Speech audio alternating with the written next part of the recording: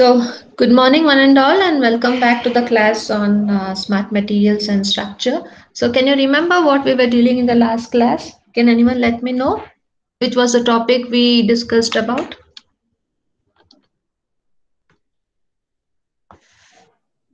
We discussed about crystallographic points, direction planes, Yes. and crystals of as building blocks, and then Mhm. polycrystals. Then we detailed studied about the normal stress, strain, and stress strain curve and its relationship. Yeah, so in the previous class, we dealt about the crystal planes and its orientation, and also we followed with a discussion about the stress strain relationship, how the stress and strain vary, so how you need to relate the equations. So, all these are basically required while you select a material and end up with a device making, right? So after this, you have another topic in your syllabus related to flexural bending beam analysis for the simple loading conditions, right? So accordingly, you should be aware of like actually, a beam, a cantilever beam, if you just take an example, one end it will be constrained, another end if you subject to a simple loading, the to and fro motion can come into picture. Or a normal beam, so wherein the bending moment comes into picture. So this kind of bending moment or simple loading condition need to be studied in your curriculum as part of your module 5, right? So before coming to that, I just wanted to brief out about the mass spring system. So like it depends upon the spring to which the net load is been connected to, right? So here you can see three sketches. You have one spring connected to a load of 1 kg. You have two springs which are connected in parallel for 1 kg, and you have two springs which are connected in series for the same load of 1 kg, right? So basically it depends upon the spring, its stiffness, right? And also the amount of load you are subjecting it related to those springs. And also it is like it depends whether it is connected in parallel or in series, whether you have a damping damper associated with it or not. So based on all these parameters, you can see that how much this given mass will get deflected with respect to the gravity, right? So these are the main things what you have to analyze when you come across a mass and then spring system, basically, right? The same funda we need to go and relate it even for our devices, right? So it could be an MEMS based cantilever or it could be an regular cantilever beam. So this is a small image which is depicting the MEMS mass spring system. Okay, so here it is the fabrication of an MEMS smart mass spring system at micro level. Okay, so it is the magnification, you can see it is only 10 micrometer. You cannot see the spring and the mass system which is being developed or fabricated at micro level into your normal naked eyes, right? So when you go for an TEM picture or FESEM image, the micrograph, so there you can visualize how it has been developed. So you need to do the photolithography process, etch out the excess part which is not needed, and finally engrave the material which has been needed in the form of a pattern on the substrate. So this will claim to be your mass spring system. So here, if anyone just helps you in developing an MEMS device related to a mass spring system, so you should be able to derive the spring constant. What is the spring constant for a given MEMS beam? Okay, so for that, the geometry of the MEMS beam and the material through which it is being developed, what are its material properties, everything will count if you want to determine the MEMS spring constant. Okay, so this is how you need to relate the flexural bending moment relationship to the device. So here we are just representing a micro device for a mass spring system. So here everything are related to the device point of view. So you know bending moment, you know what is a beam, you know when you have a suspension of mass to a spring, how does it react, right? When it is connected in series and when it is connected in parallel, when it has a damper, when it doesn't have a damper, all those things we have studied already in vibration absorbers, right? So the theoretical approach of analysis is done. So now we are focusing the things what are studied with respect to the device. So in that device making, these basic concepts of theory has to be known to the people who do fabricate or make the devices, and hence you should be able to correlate the things studied theoretically into the form of devices. So this is one of the thing, and basically for that you should be knowing like the beam boundary conditions, right? So the beam boundary conditions, it could be of three types. So you people, I think you have studied this already in your SOM, strength of materials, as well mechanics of materials in MOM. So but still I'm just brushing out. So initially when it comes for beam boundary conditions, you can apply the conditions in three ways. One is fixed, the second one is guided, and the third one is free. So the same concept could be applied when you go for a device making, MEMS device or a regular cantilever beam. So always when you speak about a cantilever beam, it will be constrained at one end. So this constrained one end will be subjected to the condition in three variants. One is it is totally fixed, right? So it is clamped so that you have fixed it 100%. And second one, that it is constrained in such a way that it could be guided. So if you have guided, so the number of linear degree moments which it can have is only 2. If it is totally fixed, you will be not having any linear moment and all the type of degree of freedom will be completely null. So you can say that the number of degree of freedom will be totally 0 if it is clamped, if it is fixed. If it is guided, it can have 2 moments of, okay, so it is 2. And if it is free, it will be having 2 linear degree of freedom and 1 angular degree of freedom. Okay, so this you should be understanding, which is a type of boundary condition you are assigning. Suppose you have made a cantilever beam of a specific material and you have applied the biomorph or unimorph on it. You want to simulate and check before going for manufacturing. So when you go for a software to do the analysis of this beam, so then you should be able to assign proper boundary conditions. So you can vary the boundaries conditions. Once you can make it fixed, second time you can make it as guided with 2 degree of freedom, and lastly like an free, so where you have 2 plus 1 total 3 degree of freedom, right? So then you can see how it moves to and fro where it is subjected to any external simple loading condition. So these boundary conditions also you should be aware enough. It is not like you are not unaware, you have studied this already in your basic subjects, but still now all the basic concepts what we have studied elsewhere on in or in this module, we are trying to correlate how it helps in making the devices, right? So it could be a micro device or an actual large scale device, okay? But these conditions remains the same. So this also you should keep in mind.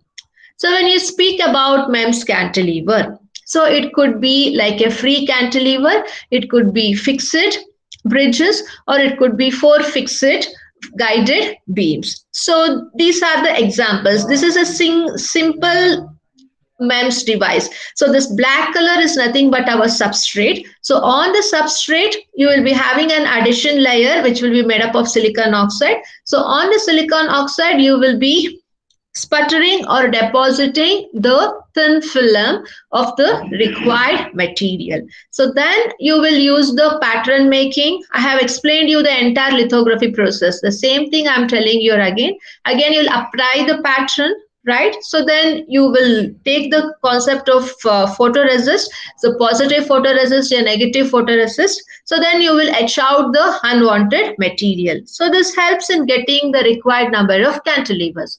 So in a single thin film deposited, so n number of cantilevers are being made here, right? So if you go A, this is A, and where is D? So this is D, E, right? And this is G, right? And where is I? So this is I, and this is J. So these are the cantilevers which are fixed free cantilevers, right? So one end it is fixed, the other end it is free. So you can have a tip mass. So in this you can see a tip mass. So whereas in this cantilever there is no tip mass. So different variants are seen here. So one it has been embedded horizontally, another one in vertical direction. So these are all fixed free cantilevers which are developed. Similarly, you have fixed bridges. So which are fixed bridges? B. So this is B and this is, where is C? So yeah, this is C. It is totally fixed. So you won't be having any free movements. Okay, so even C is fixed. And again, when we go for F, so this is also totally fixed. And we have one more H. So this also is totally fixed bridge. You won't be having any to and fro movement. So both the ends are fixed here, right? So these are the fixed bridges. And then you have 4 fixed guided beams. So this is K. So you can see that this is the bridge, right? So which is fixed or guided in 4 ways. So 1, 2, 3, and 4. So the single bridge is fixed in 4 positions, right? So any type of cantilever as per the requirement and as per the boundary condition you can do. So here you can see a cantilever with a huge tip mass, right? And you can also add the biomorph at the top and at the bottom. So different varieties of cantilevers could be developed and it could be tested as per the required application.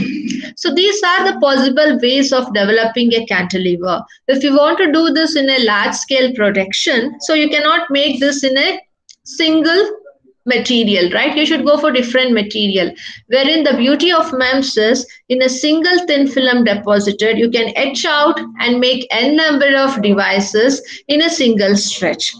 And this is very helpful to do the analysis and select which is the best, or else every time you have to start up the MEMS fabrication, do it separately and get these cantilevers and then analysis at the end.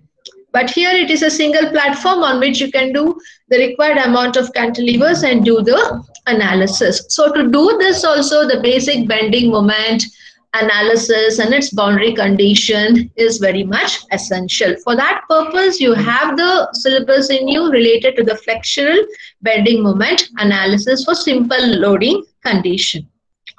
Okay, so for that, one more thing what you have to know is about the pure bending. So what you mean by pure bending? So it is always defined as, in case of pure bending, the moment is considered to be constant throughout the beam. So the moment which comes into picture when you subject it to an external loading, right? So the bending moment which comes into picture remains constant throughout the beam. So irrespective of what is the length of the beam, the bending moment remains the same. So if it is not varying and if it is the same, then we claim that to be as our pure bending, right? So this thing you have to keep in mind. We are just speaking about the flexural bending moment analysis only for simple loading condition. Okay. So in this case of pure bending, the upper part of the beam is always shortened, right? And it will be in the compression. Whereas the lower part of the beam will be expanded. Why it will be expanded or it will be lengthened?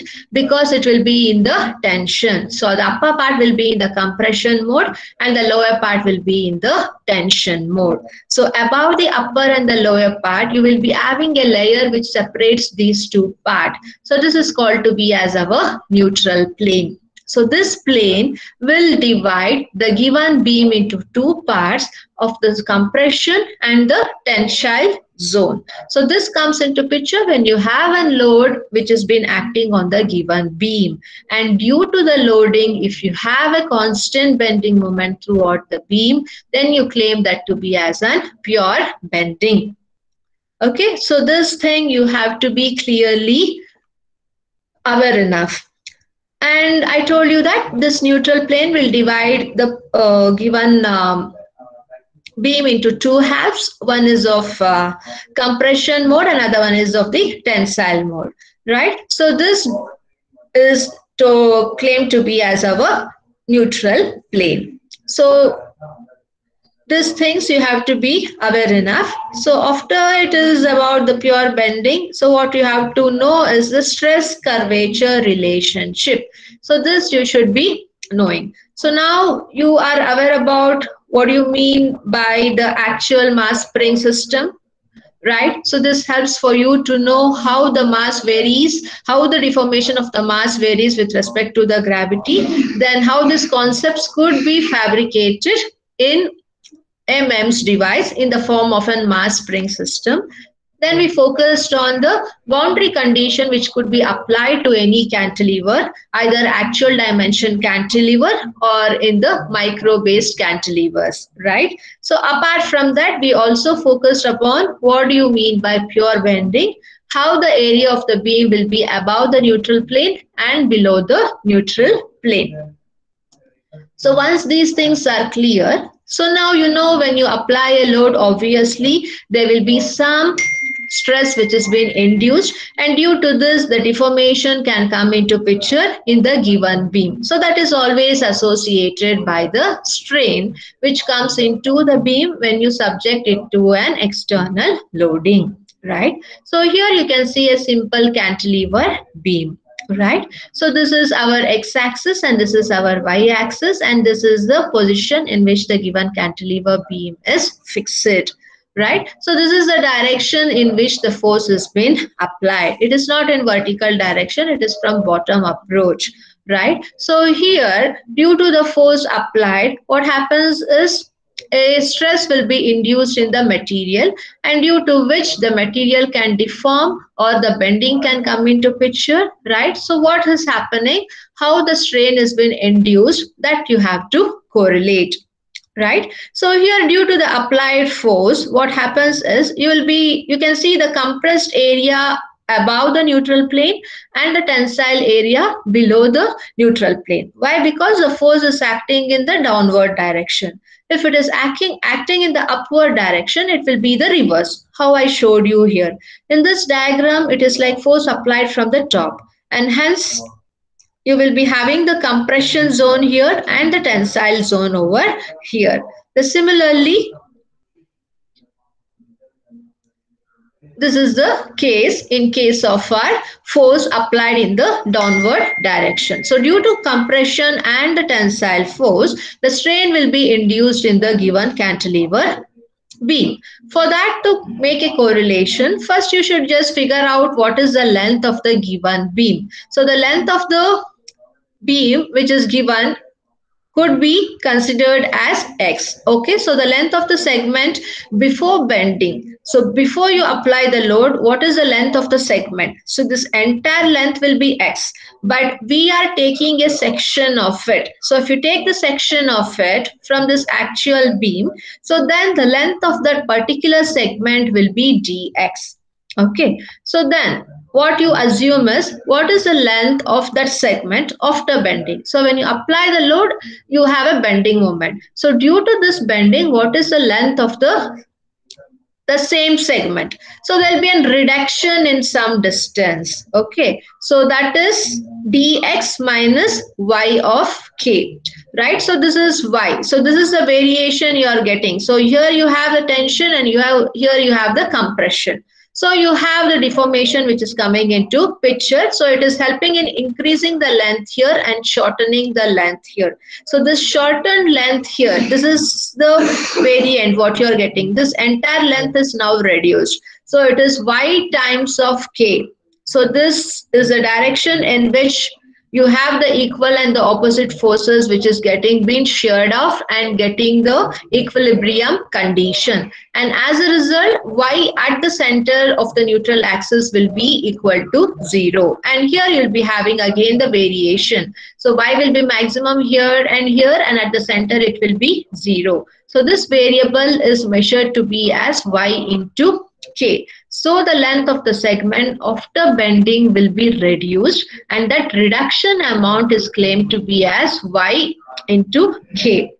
And as a result, the strain curvature relationship. So here the curvature comes into picture because you have a compression at the top and the tensile or the expansion at the bottom of the neutral plane. So it looks like a curved beam, and hence you claim as a strain induced in the curvature relation. So that will be directly equal to this distance y and k. Okay, so you will write minus k into y, right? So y is the amount of deformation which is coming into picture with respect to elongation and with respect to compression. So that is varying with some parameter which is a constant called as k. So this constant k will vary depending upon what is the force it has been subjected. So based on the force subjected, the deformation could be compressed or expanded. So this variation in the deformation, this variation in the length across the beam will be the result for the strain induced in the entire cross section, and hence the strain curvature relationship will be given as S suffix x is equal to minus k times y. Okay, so this thing you should be clear enough. We are discussing all this with respect to taking a section of the entire cantilever beam.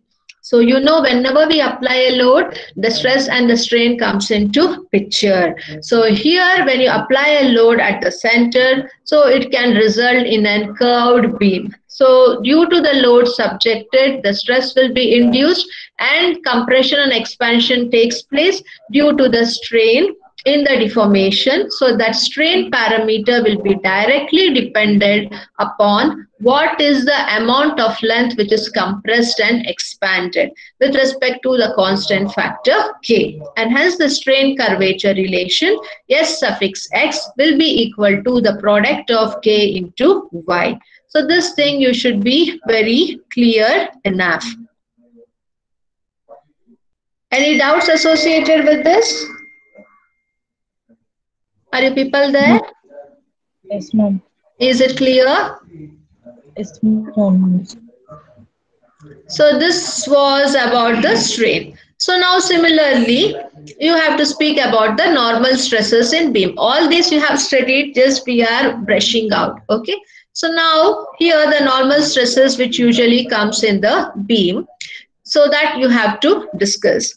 Right, so this is a bending moment in the direction of anti-clockwise direction. Okay, so due to the load subjected, you will be having the stress which is being coming into picture in the directions as shown here. So the elemental bending moment, which is represented here as sigma suffix x, could be figured out to be as E into Sx. So what is Sx here? Which is nothing but the strain curvature, the strain which has been generated in the bending moment due to the induced stress. So the stress will be equal to the strain function, the strain curvature, and E is nothing but our Young's modulus. So usually, you know, the stress will be proportional to the strain. So if we want to remove that proportionality, you have to put Young's modulus, which is represented by E. Okay, so here S suffix x, which is the strain curvature relationship, it is nothing but minus k times y. So the same thing has been written here. So you can write the equation for the normal stress either as E into S suffix x, or it will be equal to E into minus of ky, what we got from the previous slide. Okay. So this is about the normal stress. And later you can figure out what is the elemental bending moment from this equation. So the elemental bending moment which is being shown here will be equal to minus of sigma x into the cross-sectional area in which it is happening. So it is the direction in which the bending moment is happening. So y times the cross-sectional area of the bending. So this is d times a. So this is just an equation for bending moment. Later you need to integrate this. Okay, so when you integrate, you will finally end up with bending equation. So m of x will be ei into times of k. So it will be the normal bending moment equation what we usually use. Okay, so that you can just write it down. So they haven't asked much about flexural bending moment analysis. So you can just speak about Like first you can tell about the how the deflection of the mass takes place with respect to gravity. So how it could be related to the mass spring system which could be developed in MEMS device, which are the boundary conditions which can be applied, and how that could be figured out again for the MEMS cantilever device. Then you can speak about pure bending. If they don't ask you to explain with an example of a device, so they can directly speak about the pure bending, what and when you can claim that as in pure bending, the importance of the neutral plane, right? And how to get the equation for strain as well as the stress. So the stress ends here only. If they ask you to derive an equation for beam equation, you can directly show the bending moment equation. Then you integrate this to find the total moment. So when you integrate this to find the total moment, you will get the beam equation, right? So then this is how you have to show up for the stress and the strain relationship. And later you can show how to calculate the moment of inertia, right? So actually there is a derivation to prove that I is equal to omega t cube by 12, but I don't think so in the syllabus you have it. I have just shown you. If needed, you can go back to your SOM book and check it out. So the same cross-sectional area, if you can take, and you can prove that I is equal to omega t cube by 12. Okay, if you need to show the moment of inertia calculation. I've just shown you the basic things which are being needed, right? And also sometimes, so this is the totally fixed kind of cantilever beam, and this is the cantilever beam, and this is totally fixed or clamped at one end. So if you have a force subjected in both the direction from top as well as in positive x direction, so how the deformation comes into picture, how you analyze the forces, so that you should study. So here the thickness of the beam is only 1 meter and the width of the beam is 10 meters.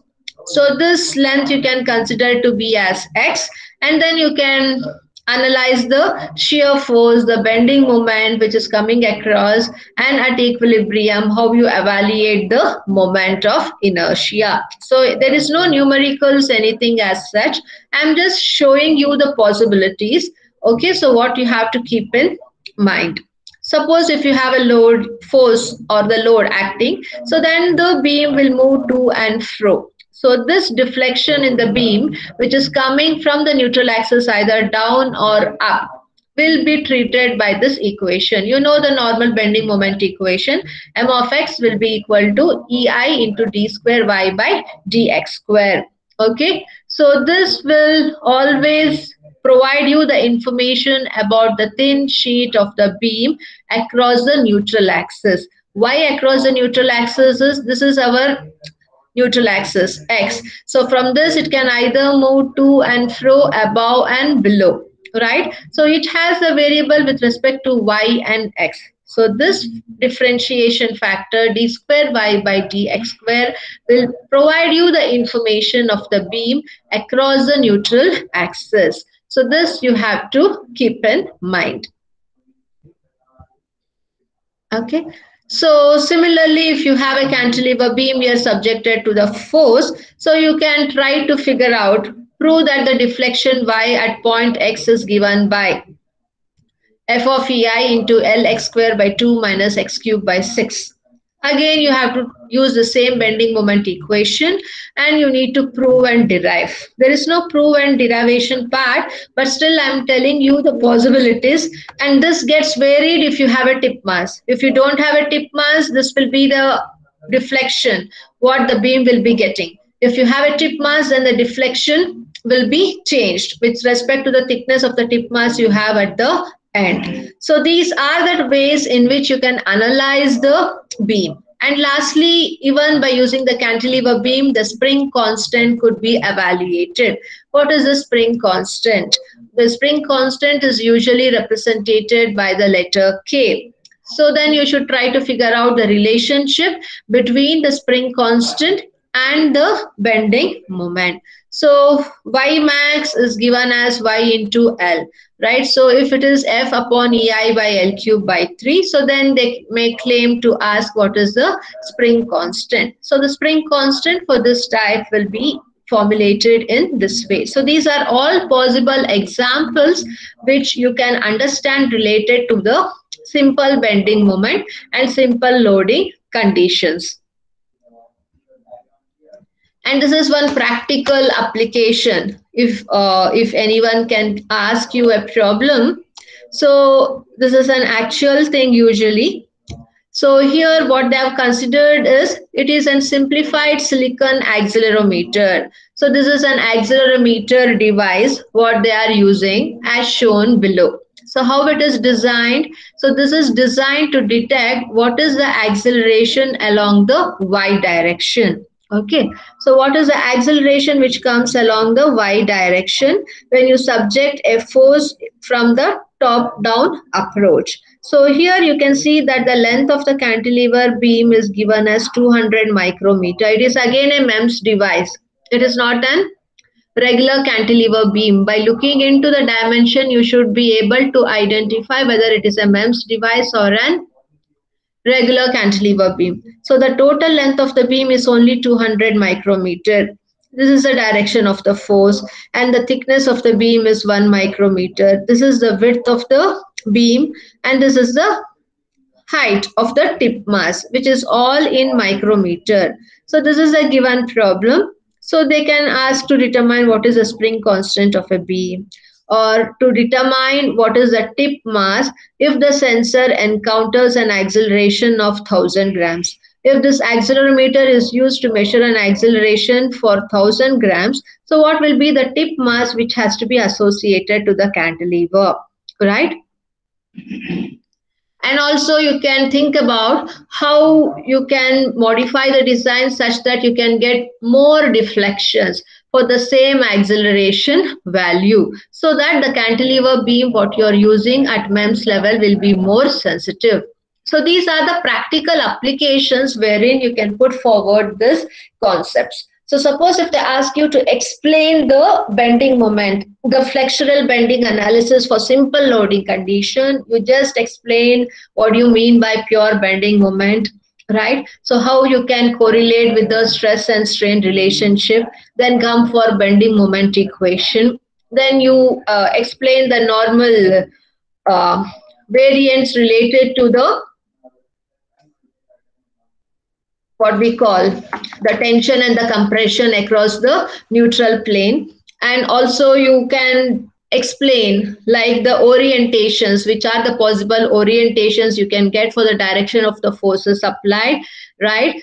And also you can come into picture like you have an option to determine the spring constant also. So when it comes into a total device, this entire concept of bending moment could be put forward to evaluate the acceleration and get more deflection if it is used as an accelerometer.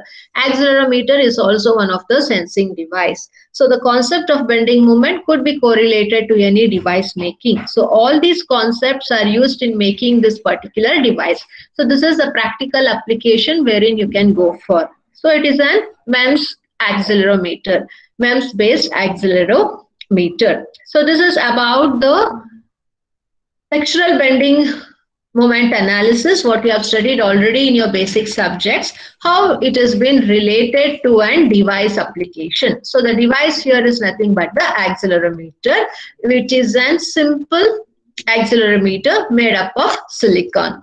Okay, so this is how it has been correlated to the application point of view. Any doubt related to the flexural bending moment analysis? No. Is it clear? Yes, ma'am. Okay. So if it is so, the next part in your syllabus is related to the polymers in MEMS. So we had one complete chapter related to MEMS. We have studied right from basics of MEMS to its applications, classifications, how to synthesize this MEMS device, the entire phenomenology of the experimentation part, the fabrication process, and different methods to synthesize MEMS. Everything we have dealt about. about, and we also spoke about which are the convenient materials to fabricate this MEMS. But now, in your fifth module related to the devices, you have a small topic called as polymers in MEMS. What is the need of using polymers in making MEMS device? So this part of the portion is there in your device module. So let us speak related to what is the benefit of using polymer materials in any MEMS application. So first you should think about when and how this polymer based technology started, right? So for MEMS application, so polymer based technologies was introduced as early as in 1990s. Okay, since then it has played a very large role in applications of MEMS. Okay, so you related to biomedical applications, these polymers have helped a lot. So because one thing is polymers are biocompatible, and hence it has found a good area of application for biomedical things, and hence indirectly we can call the polymers in MEMS to be as biomems itself, because most of the applications are related to biomedical. We can in short call that as biomems, and hence the importance of polymers in MEMS to be studied. And we studied the different methods to develop the MEMS like micro machining, bulk micro machining, surface finishing, and various other synthesis route. So here the micro machine polymers, you cannot directly use the polymers because you are using the polymer materials at MEMS device. MEMS device are at micro level, and hence the polymer material what you use should also be in the dimensions of microns. And to be in the dimension of the microns, the polymers has to be synthesized to the micro level, and hence it is termed to be as micro machined polymers. So these micro machined polymers can be employed both for structural either functional elements in making MEMS device, where you need a very soft flexible MEMS device. Okay, so if you don't want a soft flexible MEMS device, kindly don't use these polymers. Polymers are always soft and flexible. Okay, so usually this type of flexible MEMS device will be easily embedded to biomedical application. Okay, and hence we usually need a soft and flexible substrates. In that case, we can use this micro machine polymers. Okay. So, and one more thing, it is very familiar also, and it is easily available polymers, and it could be easily synthesized also.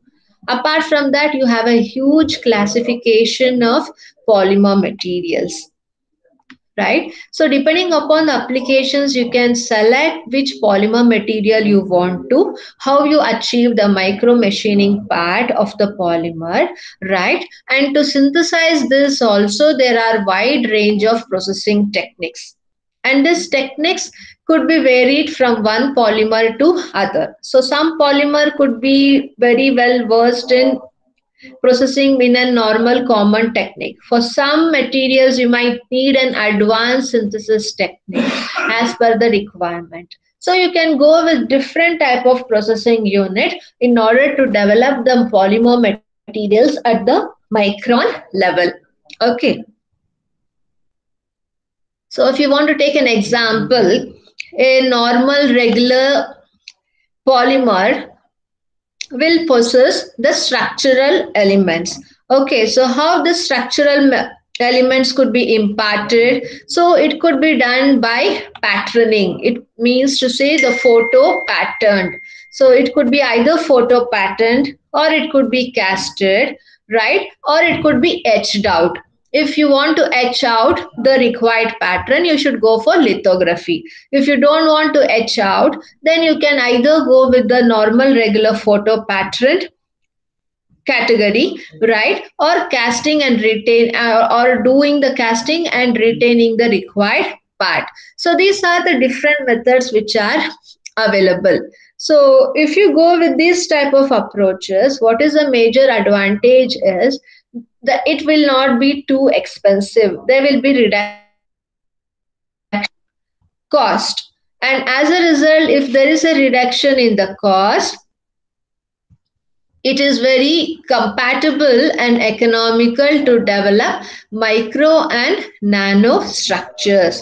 But this kind of compatible, low cost manufacturing of micro and nano structures could not be possible for all the materials. So it can hold good only in polymers because these are soft and hence and flexible as well, so that a simple processing route also will help to figure out the required micro or nano structures, which is not of an high cost. But if the material gets changed from polymer to something else, so then the synthesizing technique, everything will be like an complex one where a normal labor cannot come and perform the operation. He should be trained himself in order to develop either micro or nano structures. So this is the beauty of using polymers in MEMS, whose huge application is in biomedical area. So once you know why polymers is used in MEMS, you can think about some of the properties associated with the polymers. So you see the properties of polymers usually plays a vital role in determining to which application it can focus, for which type of device it is better, how the device will perform with respect to different characteristics of an polymer, because we have a huge classification of polymer. Every polymer will be having its own properties, so based on the properties even the performance of the device will vary. Okay, so you have to think which type of polymers you need. Suppose if you're using polymer films of low Young's modulus. Okay, so you know that the stress and strain is directly proportional. So if it has a low Young's modulus, obviously it will be having a low amount of stress and the strain which has been induced. That means to say that you are using this material where you can subject it for low loading condition. So for that case, if you go with low Young's modulus polymer films, so these films will be delicate in nature. The delicate films cannot bear more loading, right? Higher the Young's modulus, more the strength of the polymer what you will be using. And hence if you think about going a low Young's modulus polymer film, you can think indirectly that it will be delicate and it can permit only low amount of loads, right? So you can have a delicate cantilever beam for simple type of loading and causing without any distractions to the cells or the tissues. Why we are speaking directly to cells and tissues? Because I have claimed that this type of MEMS are very soft and flexible. Even the substrate will be soft and flexible. It is compatible for biomedical. So when it comes to biomedical, it could be either plant cell or tissue, animal cell or tissue, or human cell or tissues. Okay, so this is about the beauty of polymers in MEMS. So in this case, it provides a favorable environment for any type of biological system because these polymers are biocompatible and there will be no harm for the biocompatible lives to which these MEMS devices are embedded. Apart from that, many polymers also exhibit chemical and biological inertness. So what is this chemical and biological inertness? You can either implant a device into the body, or you can add on, or you can embed an extra attachment to the body. So that is label on a chip, LOC, or it is an implantation within the body. So due to these flexible properties and biocompatibilities, you can have directly this type of devices implanted within the body or embedded to the body. So these are the reasons why polymers are playing a vital role in MEMS device, mainly in biomedical applications. So these things you have to keep in mind.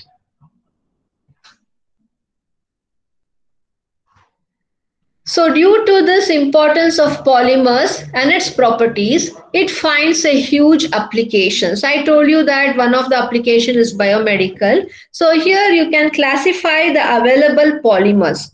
So many people, many researchers have researched a lot many things related to polymers in MEMS and even in other devices, and they have classified which type of material is best for which type of applications. So in this regard, when you go through n number of research papers, so you can conclude that out of many huge class of polymers, these few polymers which are mentioned here are really very highly capable. Okay, so these are like U8, polyamide, parylene, polydimethyl siloxane, liquid crystal polymers, cyclic olefin polymers, polymethyl methacrylate, polycarbonate, and polystyrene. So these are the very commonly used polymers in making MEMS devices, right? Because it has excellent properties and it is not too high to synthesize this. The cost is not too high, it is economical and biocompatible, and hence it can be used in many applications. So these are the claims which is done already by the researchers across the world. And these are the most common polymers which are used in today's world. Okay. So all these polymers have the combination of good material properties. It could be easily processed with no hard and strain conditions, okay, and it performs really very good. And hence these are the reason why we can select these polymers for any type of application. So out of these, polydimethyl siloxane, which is PDMS. So PDMS is most widely used, most commonly used polymers in MEMS application and in other devices. Why? Because this PDMS is very easily available and it is in huge stock, and also the cost of PDMS is low. So this is one plus good advantage. The second thing is even the synthesizing these polymer based MEMS devices has complexions. But in case of PDMS, even if you have a simple infrastructure with a normal lithography technique, can enable to make the micro and the nano features. Why is because PDMS is very soft material. It is flexible. It is not too strong and not too hard, and hence you don't need any complicated lithography techniques to make the micro device or nano device. Since it is soft, a normal soft lithography technique with a simple workbench can also help you to develop or construct this micro and nano features. So these are the reasons why polymers are becoming an important selection of materials in developing many MEMS devices related to biomedical applications. So these things you should be clearly made clear. Okay, understood. So any doubts related to polymers in MEMS? Why it is being used? No. After that, you have a small topic called as optical MEMS. Okay, so you know what you mean by MEMS. We have studied already in our fourth module. What are its need and applications, how it could be fabricated. So all those things we have studied for around 9 to 10 hours in the fourth module, right? Similarly, here, after knowing the importance of polymers in MEMS, you should be knowing about what is the importance of optical MEMS. We have studied a part of optical applications and how to synthesize also. So now we will correlate this into three technologies. So before that, again, I want to make you remember MEMS is nothing but a combination of 3 or 4 micro elements. So what are these micro elements? These are micro actuators, micro sensors, microelectronics, and microstructures.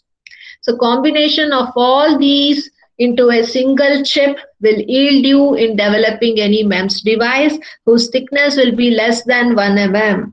and minimum thickness should be 20 micrometer and maximum thickness less than 1, yeah, equal to 1 mm, right? So this is the main thing what we have studied earlier. So now the main concept will be figured out in the form of optical means. So what happens in case of optical means? So in case of optical MEMS, you will be having a combination of three technologies clubbing into together. So what are these three technologies? So one is the micro optics, second is the micro electronics, and third is the micro mechanics. So these terms will never go anywhere. MEMS is nothing but micro electromechanical system. So you'll be having the mechanical components, you will be having the electronic components at micro level, but these two components will now be clubbed by opticals, right? Even at the micro scale, and hence it is termed to be as micro optics, right? So this micro optics will be associated with the laser light. Okay, so this laser light also could be helpful in improving the semiconductivity of any given material. If it is an dielectric or an semiconducting material, with the help of laser as an optic course, you can try to enhance its conductivity to some extent. So this is the beauty of semiconductor laser. So you are clubbing this microelectronics and micromechanics with respect to the micro optics. So when you club all these three pillars together, we will claim this to be as an optical MEMS. Why? Because it helps to interface the mechanical components with optical features. It helps to interface the electronic feature with respect to optical feature, and it helps to interface the mechanical components with electronic components. So this interfaced part, optomechanics, optoelectronics, and electromechanics, will yield you in getting optical MEMS. Okay, so this is the importance of optical MEMS, why it is being used.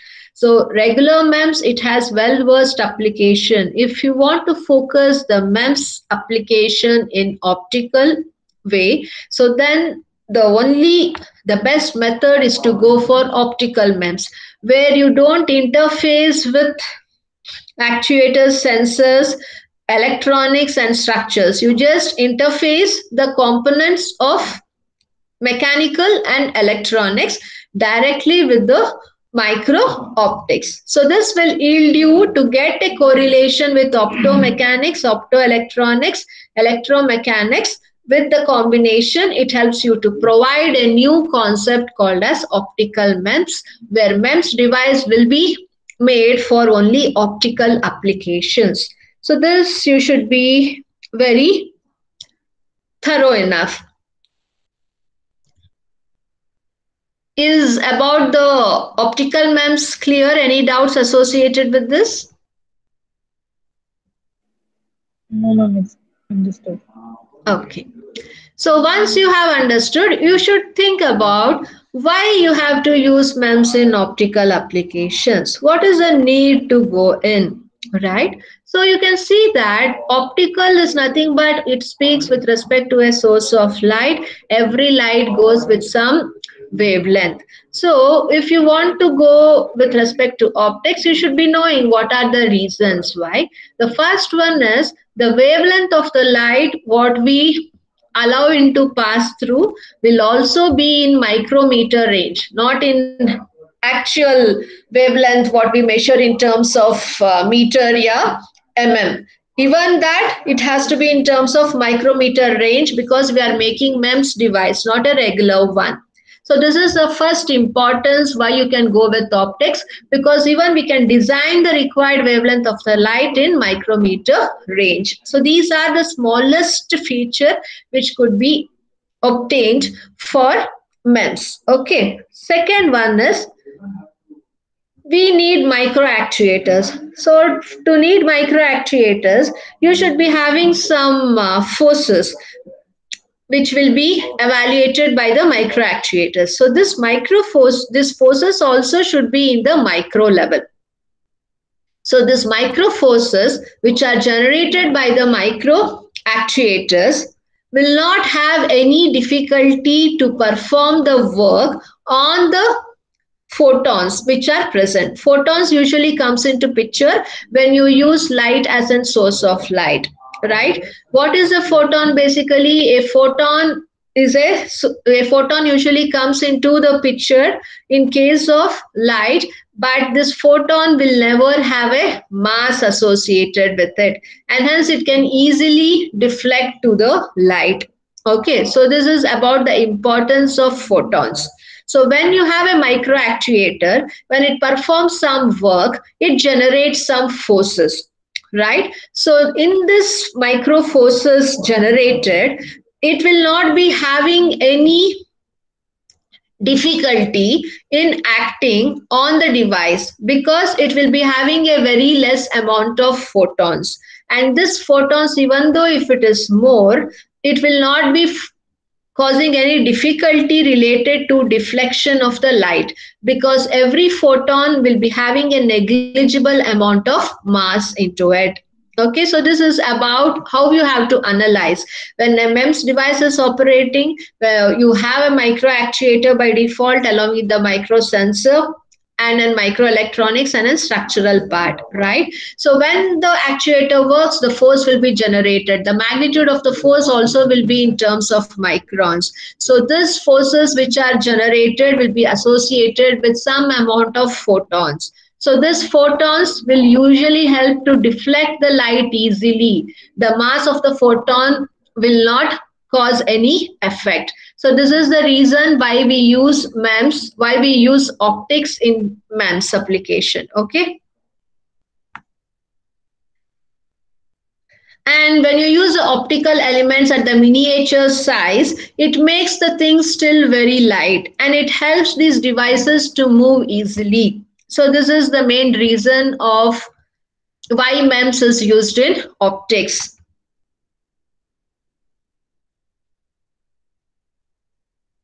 And suppose if you have any like unnecessary optical electrical conversions which is happening, so this type of optical MEMS help to eliminate the unnecessary conversion from optical to electrical signal, from electrical to optical signal, right? So if you use MEMS in other media other than optics, so then it is not difficult, then it might be difficult to delete some of the unnecessary conversions. But when it comes to optics, this type of unnecessary conversions could be removed totally. And this type of MEMS optics is very much efficient in beam steering devices. Okay, so this is one of the major application where MEMS optics could be used. And one more thing is the effectiveness of moving MEMS optics is very much stronger than moving electro-optic or thermal optic effects. So these are the other of effects associated with MEMS device. So when you compare these with respect to MEMS optics, so this is more effective.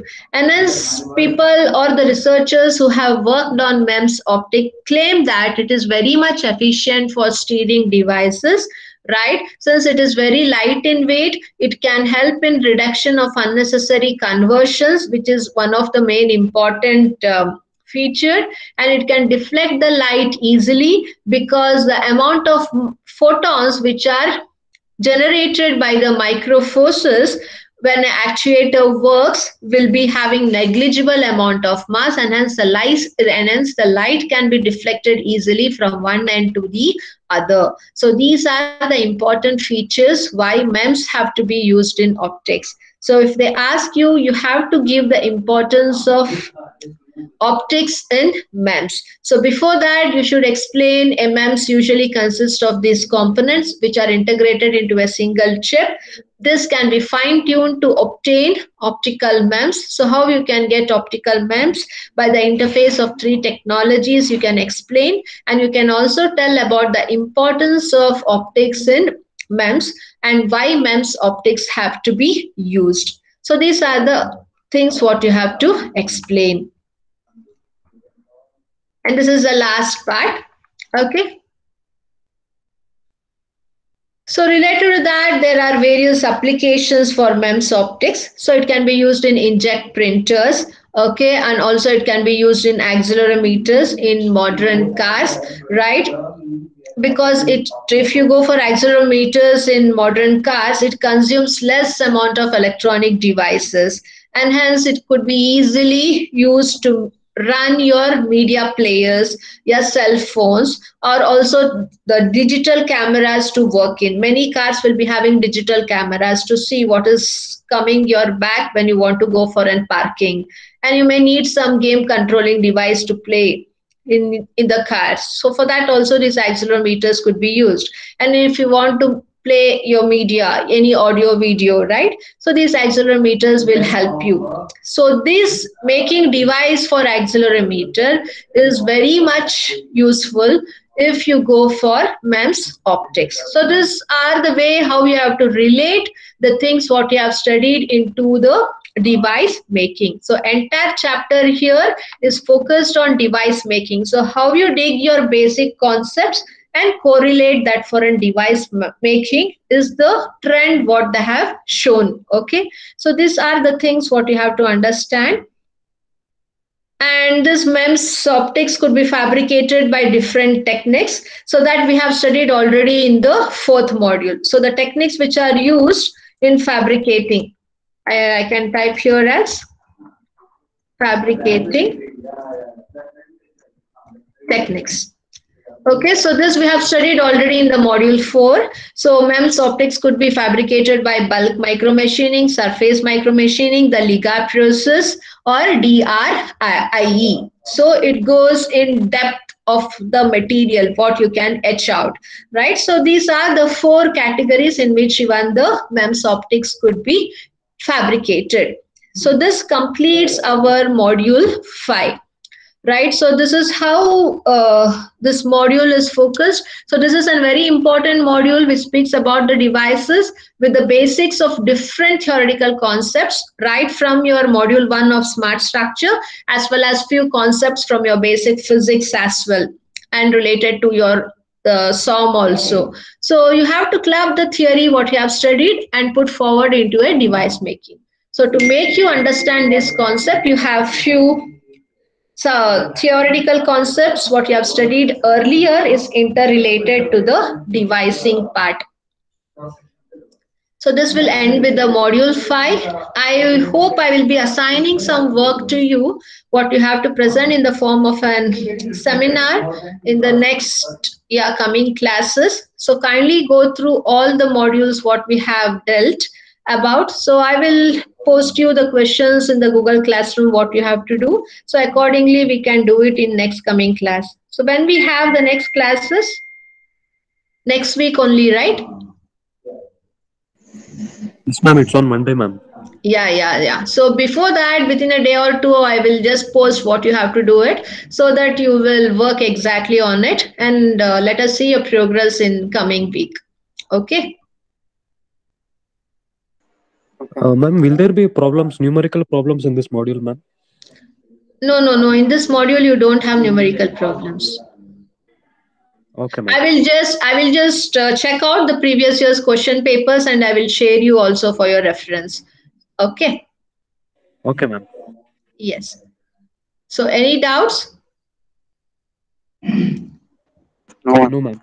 Hope the chapter related to the devices are clear enough.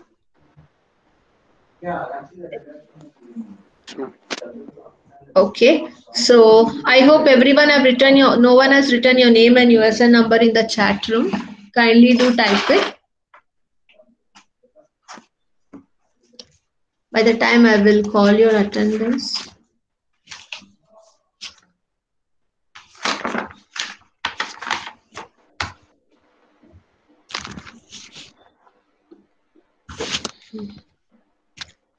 Danush, Yes, ma'am. Mithun, Mithun, Mithun is not there today. Is there? No, ma'am. No, it's not there. Mohan Ambar, Yes, ma'am. Sandesh, Yes, ma'am. Srinidhi, Yes, ma'am. Sukrut, Yes, ma'am. and Harsha. Yes, ma'am. Okay, so everyone, please see that you study well, prepare the notes. I will share the PPT and other course materials shortly. So, until next week, everyone take care. Have a nice day. We'll meet again on Monday morning. Okay? Yes. Thank you. Thank you, ma'am. Thank you, ma'am. Yeah. Thank you. Take care. Bye bye.